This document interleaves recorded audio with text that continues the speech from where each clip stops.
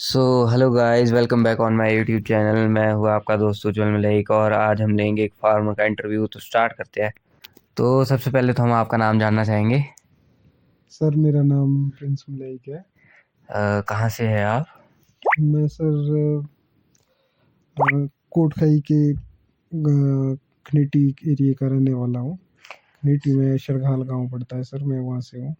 ठीक है। सो प्रिंस जी, हम आपसे जानना चाहेंगे कि जो आपके खेत है वो आपके घर के साथ है, आपने जैसे बताया था। तो मैं जानना चाहूँगा कि आप कौन कौन सी क्रॉप अपने खेतों में उगाते हैं? सर देखिए, हम मैक्सिमम तो सेब, नाशपाती, बाकी स्टोन फ्रूट्स भी हम उगाते हैं, जैसे कि प्लम, आड़ू और खुमानी और शक्करवारे। मैक्सिमम जो बिजनेस पर्पज से हम उगाते हैं वो सेब और नाशपाती ही उगाते हैं। और साथ में हम थोड़ा बहुत एग्रीकल्चर का काम भी करते हैं पर्सनल यूज़ के लिए, जो घर पे जैसे आलू मटर हो गए आपके, थोड़ी सब्जियां होगी, हम ये मेनली उगाते हैं। बाकी प्रोफेशनल तरीके से तो हम सेब का ही उत्पादन करते हैं। मैं आपसे और जानना चाहूँगा कि जैसे आप लोग एप्पल उगा रहे हैं, तो इसमें कितना टाइम लग जाता है आपको एक एप्पल तैयार होने में? देखिए सर, इसका वैसे जो काम रहता है, मैं आपको बताना चाहूँगा कि हमारा जो है ये विंटर से स्टार्ट हो जाता है। ठीक है, विंटर में जो है हमारे प्रूनिंग का काम होता है। प्रूनिंग के बाद उसमें जो है, जैसे ही आपकी विंटर फारिग हो जाती है, समर आ जाती है आपकी आपकी मार्च अप्रैल के महीने में, मार्च में सबसे पहले ग्राफ्टिंग वगैरह होती है, जो आपकी न्यू प्लांटेशन हो रही है। और उसके बाद जो है आपका अप्रैल में जो है आपकी फ्लावरिंग स्टार्ट हो जाती है। अप्रैल एंड में जो है आपका फ्रूट सेट हो जाता है। फिर उसके बाद जो है आपका फ्रूट बड़ा होने लग जाता है। तो आपका जो फ्रूट है, अप्रैल में से लेकर जो हमारी हाइट है 7700 की, मैक्सिमम जो है प्लकिंग के लिए जो मेच्योरिटी पीरियड होता है यहाँ पे, मैक्स टू मैक्स सितंबर में जो है हम इसको जो है तोड़ के मार्केट तक पहुँचा सकते हैं। प्रिंस जी, जैसे आपने बताया कि मेनली आप अपने खेतों में एप्पल ग्रो करते हैं, तो क्या प्रोसेस रहता है आपका एप्पल ग्रो करने का? देखिए सर, इसको जो आप एप्पल ग्रो करने की बात कर रहे हैं, इसमें सबसे पहले आपको एक अच्छी वैरायटी की सिलेक्शन करनी होती है अकॉर्डिंग टू आपकी जो हाइट चलती है, उस हिसाब से आपको वैरायटी की सिलेक्शन करनी होती है। और उसके बाद आपको एक अच्छी क्वालिटी का प्लांट लेना होता है। प्लांट प्लांट मटेरियल जो है आपको अच्छा चाहिए होता है। आप उसको जो है पहले ज़मीन पे लगाएंगे, जैसे आप बाकी पेड़ लगाते हैं उसी पेड़ की तरह लगाना पड़ता है इसको भी।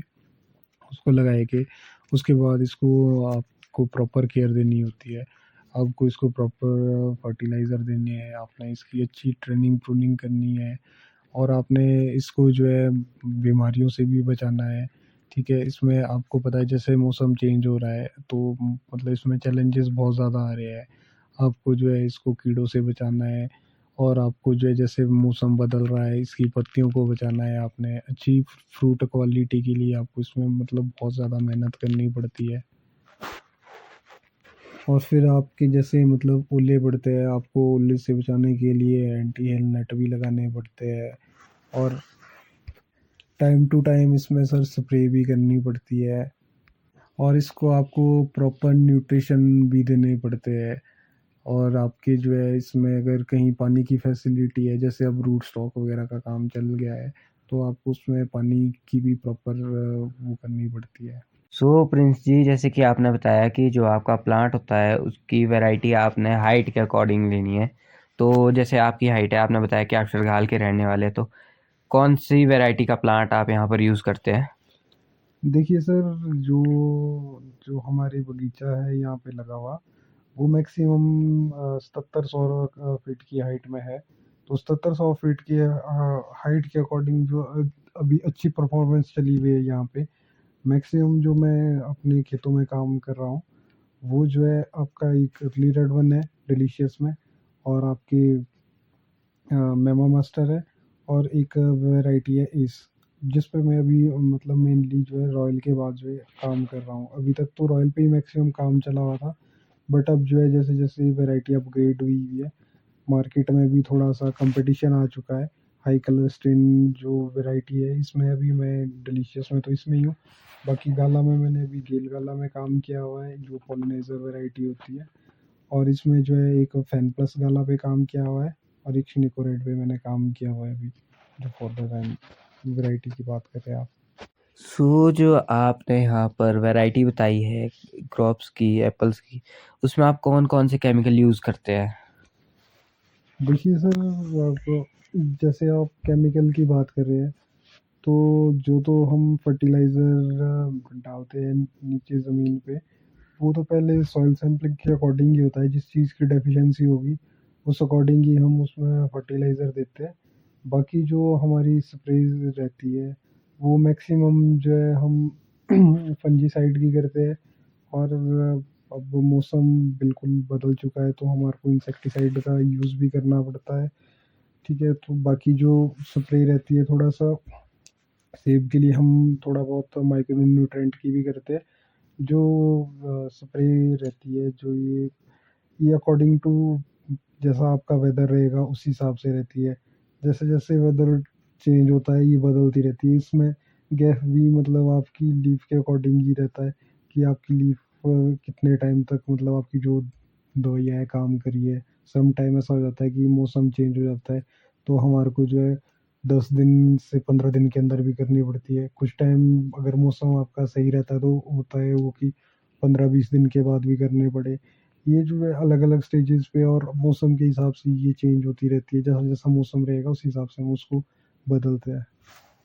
सो इसके बाद मैं आपसे जानना चाहूँगा कि जो हमारे ट्रेडिशनल प्लांट है और जो न्यू प्लांटेशन है, इसमें क्या डिफरेंस है?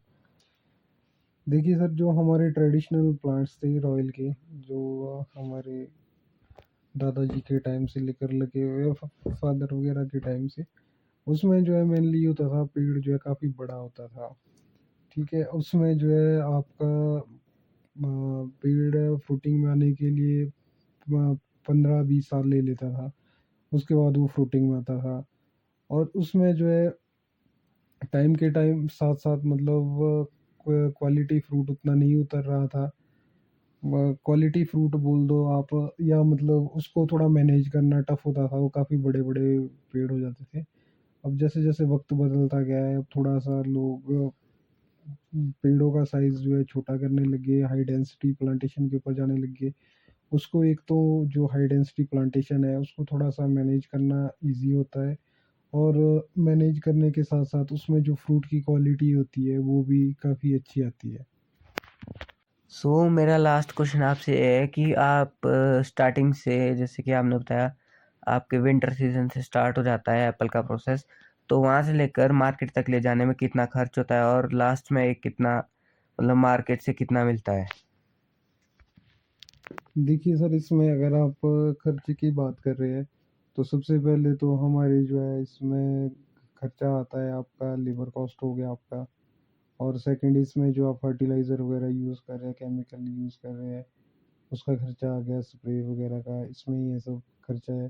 ठीक है, उसके बाद जो आता है आपका, जब आपका सेब सीज़न चलता है, उस दौरान जो आपका खर्चा आता है, आपकी लेबर कॉस्ट होगी, आपका कार्टन का हो गया, आपका ट्रांसपोर्टेशन का हो गया, ये सब खर्चा आता है सर इस पे।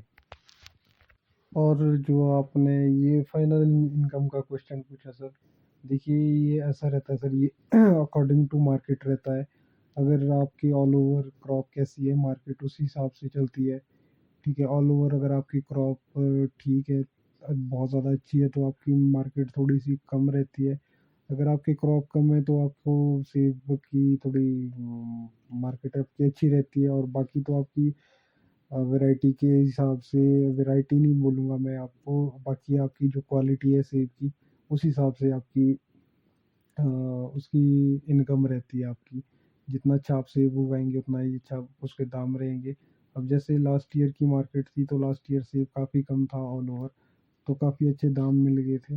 आप ऑन एन एवरेज ये मान के चलो कि अगर आप 1 टन प्रोड्यूस कर रहे हैं, तो 1 टन में आप मैक्सिमम फाइनल मे बी, वैसे कोई प्रॉपर कैलकुलेशन तो इसकी नहीं हो सकती है, बट आप ये मान के चलो 1 टन के पीछे आप जो है 2 से ढाई लाख रुपए जो है कट-कटा के बचा सकते हैं। My like it.